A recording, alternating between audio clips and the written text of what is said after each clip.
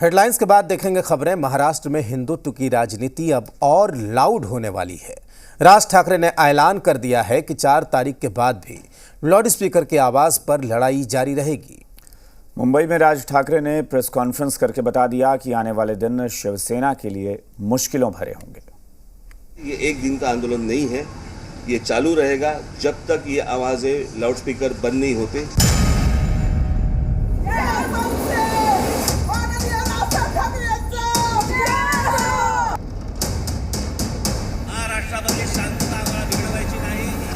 राज ठाकरे ने ऐलान कर दिया है कि महाराष्ट्र में लाउड स्पीकर पर मचा घमासान फिलहाल थमने वाला नहीं है। मतलब ये कि राज ठाकरे इस लड़ाई को और बड़ा करना चाहते हैं। शिवसेना कुछ भी बोले, लेकिन महाराष्ट्र में अगर राज ठाकरे का कद बड़ा होता है तो उद्धव ठाकरे का कद अपने आप छोटा हो जाएगा। इसलिए नई सूरत में राज ठाकरे से कैसे निपटा जाए, मंथन शुरू हो गया है। जो शिवसेना महाराष्ट्र में अब तक हिंदुत्व का दामन पकड़कर अपनी राजनीति की पताका लहरा रही थी, उस पार्टी को राज ठाकरे ने एक बार फिर से चुनौती दी। और जब निवेदन की भाषा जब नहीं समझ में आती, तब आंदोलन की भाषा शुरू हो जाती है। और इसके लिए आंदोलन है, ये एक दिन का आंदोलन नहीं है, ये चालू रहेगा जब तक ये आवाजें लाउड स्पीकर बंद नहीं होते।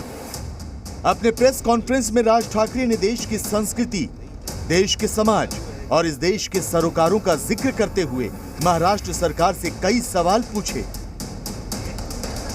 उनका पहला सवाल था, सरकार एमएनएस के कार्यकर्ताओं को क्यों गिरफ्तार कर रही है, जबकि सुप्रीम कोर्ट के नियमों का उल्लंघन मस्जिदों में हो रहा है। दूसरा सवाल था कि साल भर लाउड स्पीकर इस्तेमाल करने की इजाजत कैसे मिल जाती है, जबकि हिंदुओं को गणेश उत्सव में 10 दिन की इजाजत भी लिखित में लेनी पड़ती है। और तीसरा सवाल था कि बुधवार सुबह मुंबई में 135 मस्जिदों पर सुप्रीम कोर्ट का आदेश तोड़कर लाउड स्पीकर से अजान दी गई, तो नियमों का उल्लंघन करने वालों पर क्या कार्रवाई की गई। मैं पूछ रहा हूं महाराष्ट्र की पुलिस को, इन 135 मस्जिदों के ऊपर आप कौन सी कार्रवाई करने वाले हैं?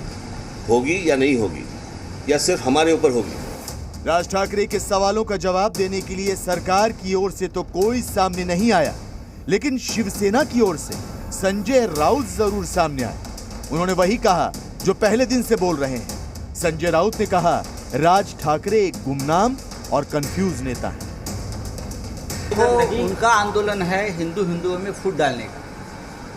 उनका आंदोलन पहले था मराठी में फूट डालने का, वो नहीं हो पाया तो भारतीय जनता पार्टी को पकड़कर हिंदू में फूट डालने का काम चल रहा है, लेकिन महाराष्ट्र की जनता उसमें शामिल नहीं होगी। राज ठाकरे 1 महीने पहले अचानक से महाराष्ट्र की सियासत में लाउड स्पीकर लेकर आए और उन्होंने ये ऐलान किया था कि 4 मई से पहले मस्जिदों में लगे लाउड स्पीकर का वॉल्यूम या तो डाउन हो जाए या फिर लाउड स्पीकर हटा दिया जाए, और अगर उनके निर्देशों का पालन नहीं होता है तो मस्जिद के सामने लाउड स्पीकर पर हनुमान चालीसा का पाठ हो।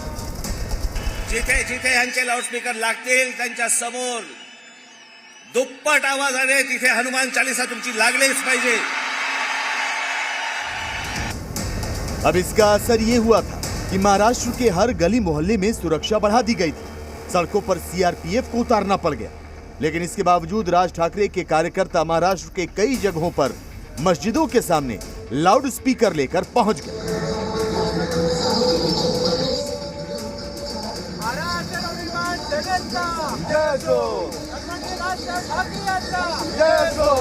पहली तस्वीर मुंबई के चारकोप की है, जहां हनुमान चालीसा बजाई गई।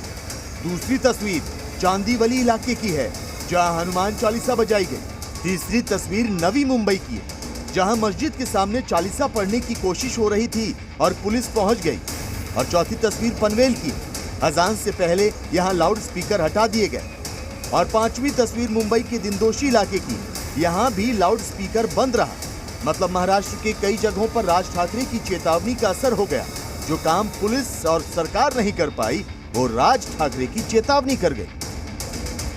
राज ठाकरे इसे अपनी जीत बता रहे हैं। जिन लोगों ने लाउड स्पीकर को डाउन कर दिया है, उन्हें थैंक यू बोल रहे हैं। लेकिन अभी वो रुकने वाले नहीं हैं, लिहाजा सरकार टेंशन में, माहौल बिगड़े नहीं, इसलिए आज धरपकड़ भी बहुत हुई।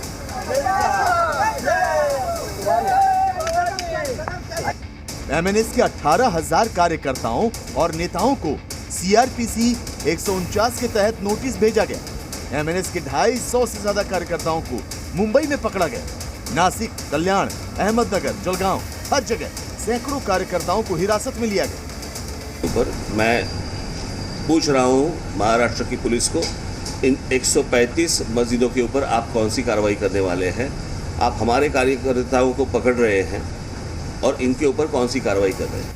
मातोश्री ने सोच रखा था कि उसकी मुट्ठी में हर सूरत में हिंदुत्व वाले एजेंडे की चाबी होगी, लेकिन अब उद्धव को राज से चुनौती मिल रही है। सवाल उठ रहा है कि कौन है हिंदुत्व वाले एजेंडे का साहिब। ब्यूरो रिपोर्ट, जी मीडिया।